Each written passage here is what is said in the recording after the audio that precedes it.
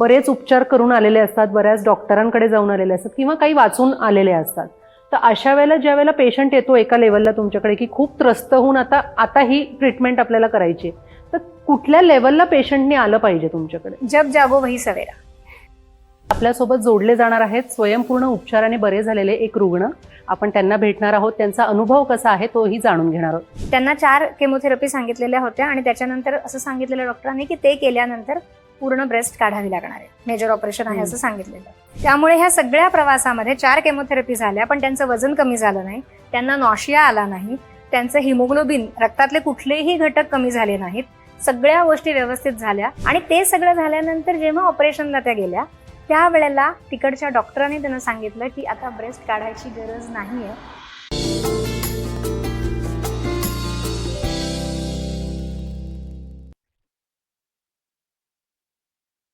नमस्कार, मी सुप्रिया कुऱ्हाडे. बहुतांश लोकांचं आयुष्य हे औषधांशी जोडलं गेलंय. पण मला सांगा, तुमची औषधं ही तुम्हाला बरी करतायत की अधिकच आजारी बनवतायत? याच प्रश्नांची उत्तरं आज आपण जाणून घेणार आहोत निरामय औषधांशिवाय आरोग्य या विशेष कार्यक्रमामध्ये. त्यासाठी आपण स्वागत करूया स्वयंपूर्ण उपचाराचे प्रणेते योगेश चांदोरकर आणि अमृता चांदोरकर यांचं. दोघांचंही तुमचं कार्यक्रमामध्ये खूप खूप स्वागत. मॅम, सर्वात पहिला प्रश्न मी तुम्हाला विचारते, जसं की आपण मागच्याही एपिसोडमध्ये बोललो होतो की ऊर्जा शरीर ही एक गोष्ट आहे आणि ऊर्जा जे शरीर आहे ते ऊर्जा तुमच्या फिजिकल बॉडीला पुरवत असतं. बरोबर. मात्र हे ऊर्जा शरीर म्हणजे नेमकं काय हे थोडंसं अधिक जाणून घ्यायला आवडेल. हो, नक्कीच. आता इथे मी योगशास्त्राचा दाखला देईन की योगशास्त्र काय म्हणतं की प्रत्येकाचं अस्तित्व हे पंचकोशांमध्ये. त्यातला पहिला कोश जो सांगितलाय तो अन्नमय कोश, म्हणजे फिजिकल बॉडी, जी आपल्या सगळ्यांना माहिती आहे. त्याच्या पुढचा कोश सांगितलाय तो म्हणजे हा ऊर्जा शरीर प्राणमय कोश. ह्या प्राणमय कोशामध्ये ती ऊर्जा संकलित होते आणि ह्या शरीराला पुरवली जाते. त्याच्या पुढचा कोश सांगितलाय तो म्हणजे मनोमय कोश, म्हणजे तुमच्या मनामध्ये जे काही चाललेलं आहे, जे काही विचार चाललेले आहेत ते सगळे ऊर्जा स्वरूपात त्या कोशामध्ये आहेत. आणि त्या कोशामध्ये असणारे विचार त्या ऊर्जा कोशातली ऊर्जा वापरून ह्या शरीराकडनं कृती घडवून घेतात. चौथा कोश सांगितलाय तो म्हणजे विज्ञानमय कोश आणि पुढचा कोश आहे तो आनंदमय कोश. सो प्रत्येकाचं अस्तित्व हे अशा 5 कोशांमध्ये. आणि त्यातला हा जो ऊर्जा कोश आहे, ऊर्जा शरीर जे आहे, त्याच्यामध्ये असणारी ही ऊर्जा ही तुम्हाला निरोगी ठेवते. जेव्हा तिथे असंतुलन होतं तेव्हा काही ना काहीतरी दोष, त्रास, रोग हे सुरू होतात. आता स्वयंपूर्ण उपचार काय करतं, त्या ऊर्जा शरीरामध्ये जे असंतुलन झालंय तेच जागेवर आणण्याचा प्रयत्न करतात. आता ह्या ऊर्जा शरीराचे फोटो देखील घेता येतात. अच्छा. आता हे जे फोटो दिसतात ना, ते जसं आपण म्हणालो की ता ना पी ही निपा जा, म्हणजे इंद्रधनुष्याचे जे रंग आहेत तेच ह्या वातावरणामध्ये आहेत. तीच ही 5 तत्वांची ऊर्जा आहे आणि हीच ऊर्जा आपल्या ह्या ऊर्जा कोशामध्ये असते. मग जेव्हा ती संतुलित असते ना, तेव्हा ते लेयर्स अतिशय व्यवस्थित फॉर्म्ड असतात. ओके. म्हणजे निरोगी माणसाचा जो ऑरा बघितला जातो तो अतिशय व्यवस्थित, ते सुसूत्रपणे ते रंग दिसतात. पण हेच ज्या वेळेला ते विस्कटलेले आहेत, ते कुठेतरी कमी कुठेतरी अधिक आहेत, त्यावेळेला लक्षात येतं की ह्याच्या ऊर्जा देहामध्ये दोष निर्माण झालेले आहेत. याचाच अर्थ याच्या शरीरामध्ये देखील दोष निर्माण झालेले आहेत. हे ऊर्जा शरीर हे एक प्रकारे आपलं शिल्ड आहे. म्हणजे काय, तर या शरीराला सगळ्या त्रासापासून दूर ठेवायचं काम हे ऊर्जा शरीर करतं. शरीराला जेव्हा काहीतरी कमी पडतं त्यावेळेला तिथे जास्तीत जास्त ते शरीराला पुरवायचा प्रयत्न करतं आणि त्याला निरोगी ठेवायचा प्रयत्न करतं. पण जेव्हा कुठलेही दोष हे तिथे साठवले जातात, शरीराकडे येऊ दिले जात नाहीत, पण जेव्हा ते त्याच्या लिमिटच्या बाहेर जातं, जेव्हा ते खूपच जास्त साठायला लागतात, त्याची क्षमता संपते, तेव्हा ते दोष शरीरामध्ये येतात. म्हणून कुठलाही आजार, आज मला काहीतरी दुखायला लागलंय, खुपायला लागलंय, म्हणजे ते आज निर्माण झालंय का, तर नाही. ऊर्जा देहाने थोपवून धरलंय खूप काळ. कधीतरी थोडासा त्रास होत होता, मग तो थोडासा जास्त व्हायला लागला आणि आता तो असह्य व्हायला लागलाय. याचा अर्थ तो थोपवून धरत होतं ते, पण आता त्याच्या ते लिमिटच्या बाहेर गेलं.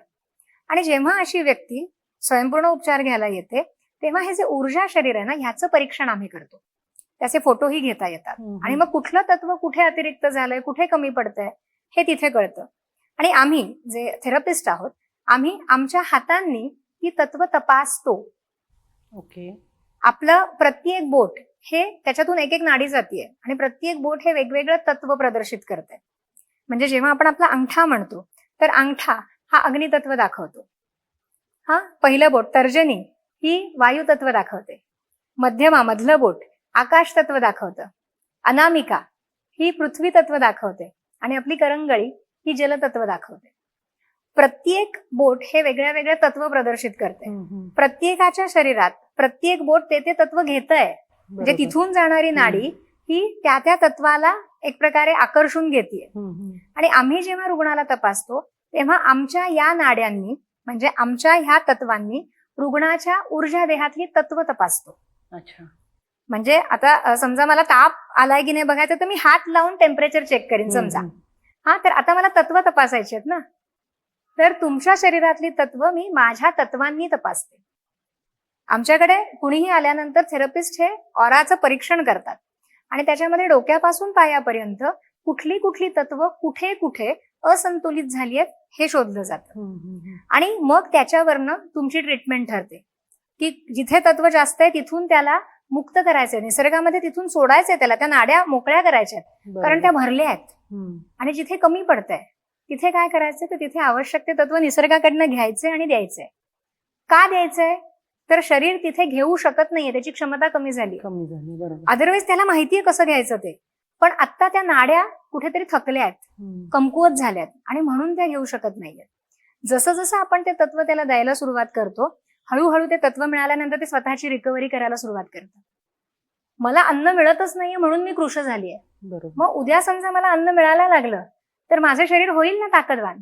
तसं ती पेशी जी कृश झालीये, जी काम नाही करत आहे आणि त्याच्यामुळे एखाद्या ऑर्गनला प्रॉब्लेम झालाय, त्याला जसं आम्ही हे तत्व पुरवायला लागतो तसं तसं ती पेशी हळूहळू सशक्त व्हायला लागते, त्या नाड्या सशक्त व्हायला लागतात आणि मग नंतर ते स्वतःचं ते तत्व घेऊ शकतात आणि ते पूर्ण निरोगी राहू शकतात. बरोबर. सर तुमच्याकडे येते जसं आता आपल्याला मॅम सांगतायत की ऑराचे आपण फोटोज काढता तुम्ही आणि त्याच्यावरून तुम्हाला कळतं ज्यावेळेला अनइवन आहे म्हणजे तिथे काहीतरी त्रास आहे. तर हा जो त्रास आहे म्हणजे ही कुठेतरी शरीरात पण झालेली झीज आहे. ज्यावेळेला ही झीज होते तर ती भरून कशी काढायची सर? परत एकदा, आपण शरीराची झीज आपण भरून नाही काढू शकणार. शरीरच शरीराची झीज भरून काढतात. तर जसं मॅडमने सांगितलं एखादी पेशी काम करत नाहीये, मग हळूहळू तिथे एकाच्या 2 होतात, 2च्या 4 होतात, 4च्या 10 होतात. त्याच्या मागचं कारण काय तर तिथे ती ऊर्जा पोचू नाही शकत. विअर अँड टिअर असं आपण म्हणतो. बरोबर. की झीज होतीये. झीज होतीये म्हणजे काय, ते वापरलं जातंय. अनेक म्हणजे प्रत्येक क्षणी हजारो लाखो पेशी जन्माला येतात, लाखो पेशी मरतात. म्हणजे त्या मेलेल्या पेशींची जागा नवीन पेशी घेतात. इथे ज्या वेळेला ती पेशी काम करत नाहीये, आता एक पेशी आहे, मग तिच्या 2 झाल्या, 4 झाल्या आणि मग हळूहळू पुढे जाऊन त्या इंद्रियाला अडचण निर्माण व्हायला लागते. त्याची काम करण्याची कपॅसिटी थोडी थोडी कमी कमी कमी कमी व्हायला लागते. ती एका सर्टन अमाऊंट पर्यंत गेली की ते आपल्या लक्षात येतं. लक्षण जेव्हा दिसायला लागतं, जसं मॅडम म्हणल्या की त्या ऊर्जा देहामध्ये ते अडवलं जातं. आता भांडं आहे एक, त्याच्यात थेंब पडतायत. ते खाली फरशीवर पडणार आहेत का आता तर नाही पडणार आहेत. जसं ते थेंब पडत पडत पडत आता भांडं भरलं आणि पुढचा थेंब पडला की तो खाली येणार आहे. ते माझं पहिलं लक्षण सुरू झालं की मला थोडा वेळ 10 मिनिटं आता डोकं दुखतंय बरं का, अमकं अमकं केलं की. तरी मी काय माझी हे बदलली नाही, मी तसाच वागत राहिलो.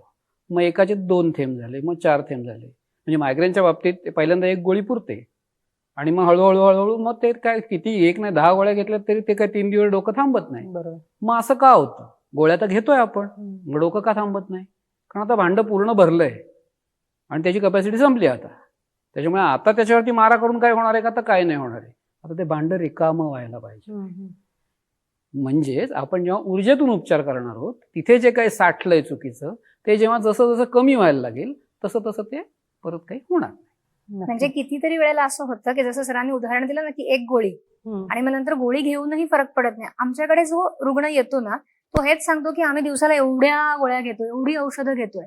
आणि तरीही आमचा एक एक आजार वाढत चाललाय, आमचा काही कमी होत नाहीये. आणि मग जसे त्याच्यावरती ऊर्जा उपचार सुरू होतात मग कसं असतं एक एक प्रॉब्लेम असे सॉल्व्ह होत जातात.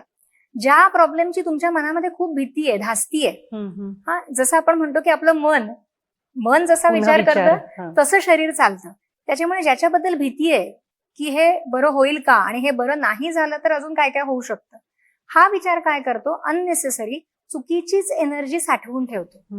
जेव्हा आम्ही ट्रीटमेंट करतो तेव्हा आम्ही चुकीची एनर्जी काढतोय तिथून. बरोबर. पण तो व्यक्ती सतत तोच विचार करत असल्यामुळे ती एनर्जी त्यांनी धरून ठेवली आहे किंवा तो सतत ती निर्माण करतोय. प्रत्येक ट्रीटमेंटला आम्ही चुकीची एनर्जी काढली पण परत त्यांनी निर्माण केली तर मग काय होतं, एक पाऊल पुढे आणि एक पाऊल परत मागे, म्हणजे तिथेच येतो आपण.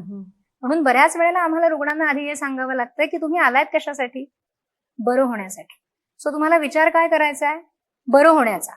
भले तुम्हाला कोणी डॉक्टरने काहीतरी सांगितलंय, तुम्ही गुगलवरती काहीतरी वाचलंय, तुम्हाला भरपूर माहिती झाली आणि ती सगळी माहिती काय सांगतेय की हा आजार बरा होत नाही, पण तुम्ही आलात कशासाठी?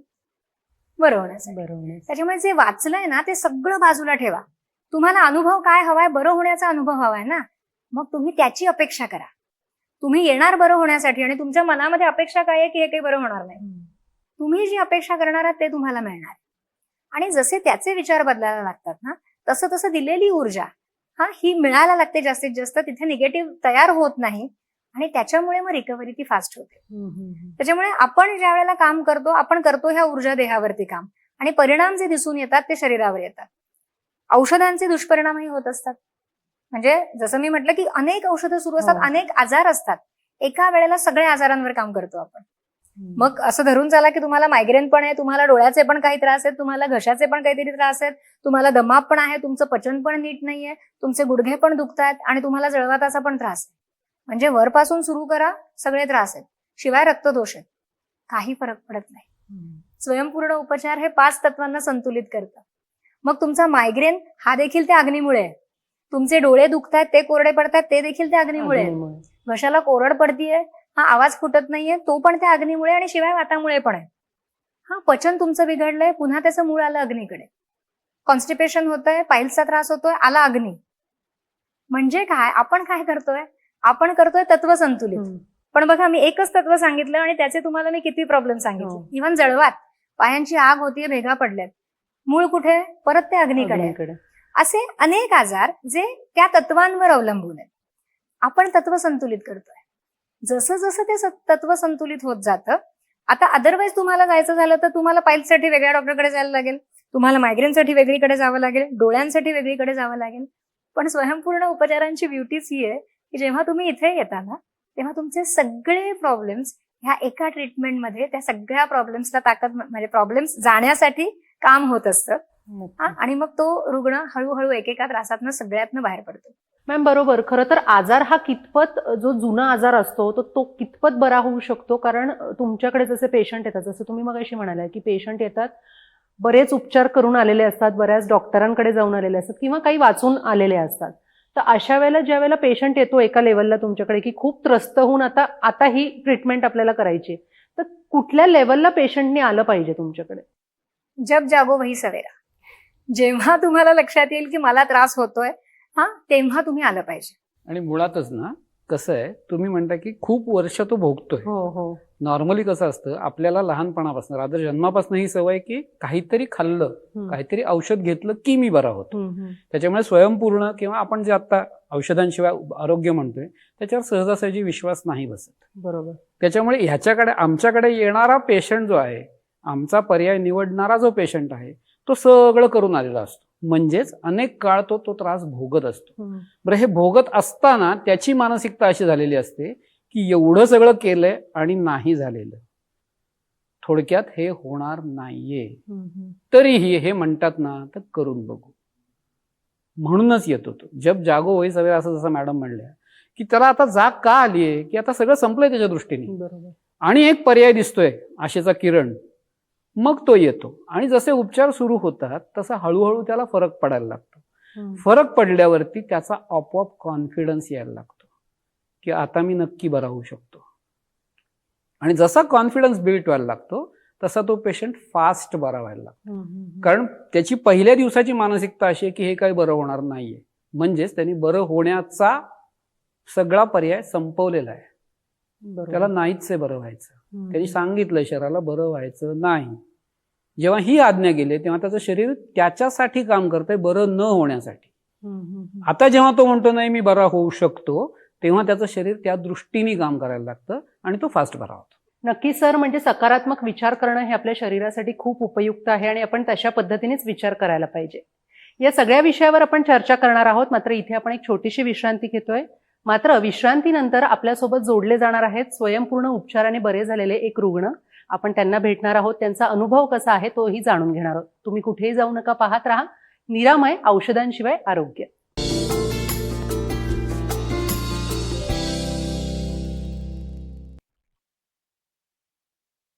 ब्रेक नंतर निरामय, औषधांशिवाय आरोग्य या विशेष कार्यक्रमात तुमचं स्वागत. जसं मी ब्रेकवर जाण्यापूर्वी तुम्हाला सांगितलं होतं की आपल्यासोबत एक रुग्ण इथे सोबत असणार आहेत स्टुडिओमध्ये. त्यांचं नाव आहे वैशाली मंगी. पुणे कोथरूडीतून ते आलेले आहेत आणि स्वयंपूर्ण उपचार पद्धतीने त्या बऱ्या झालेल्या आहेत. आपण त्यांच्याशी संवाद साधणार आहोत. ताई नमस्कार, तुमचं कार्यक्रमात खूप नमस्कार.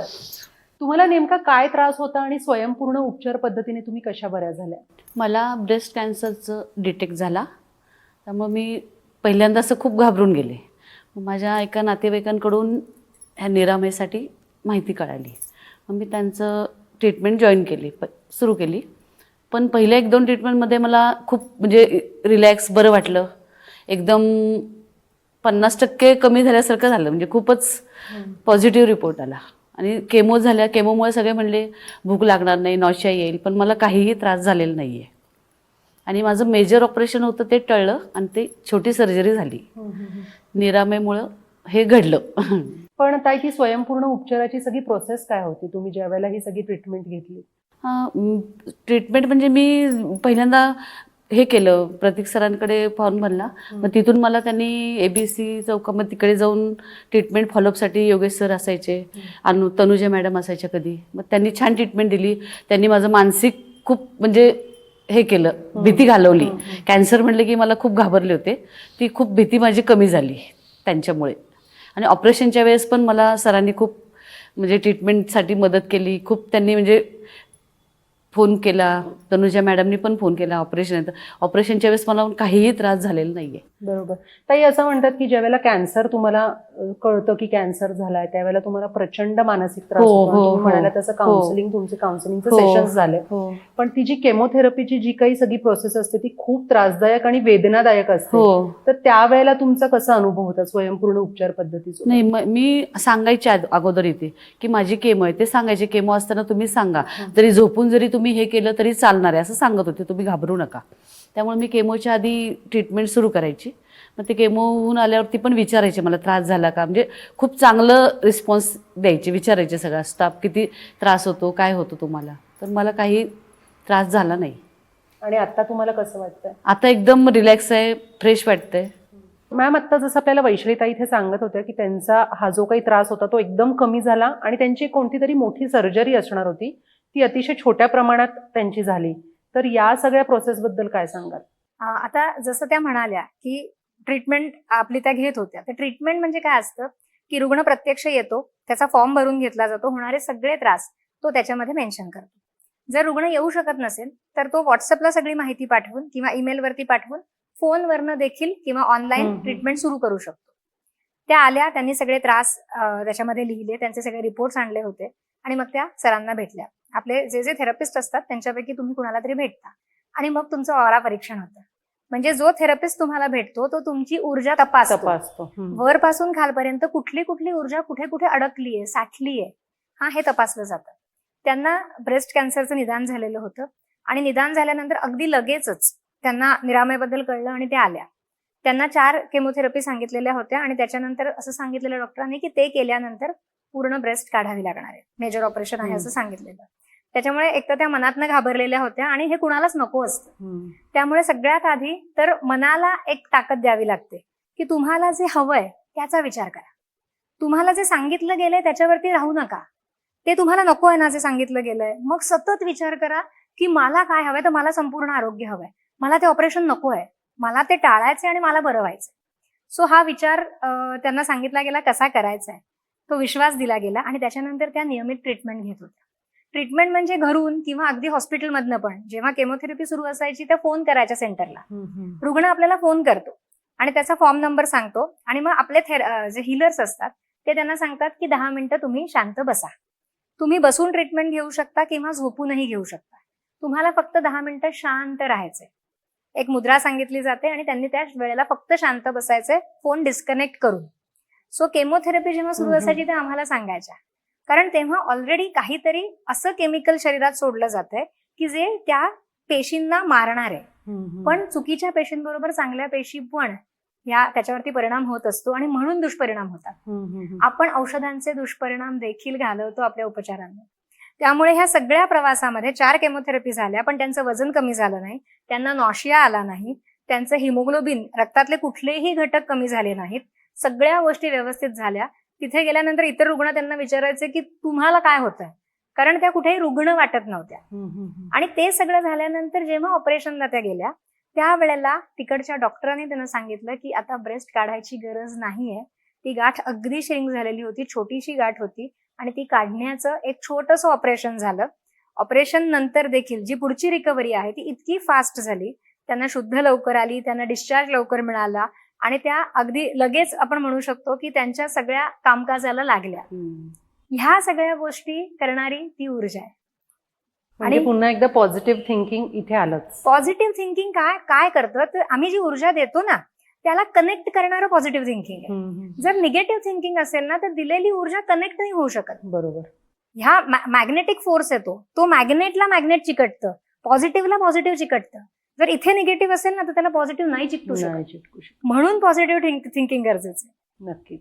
तुमच्या दोघांकडून खूप काही शिकण्यासारखं आहे आणि जसं की आता मॅम पण सांगताय, तुम्ही सांगितलं की स्वयंपूर्ण उपचार हे स्वतःमध्ये स्वतःला संपूर्ण करण्याचे उपचार असे आहेत.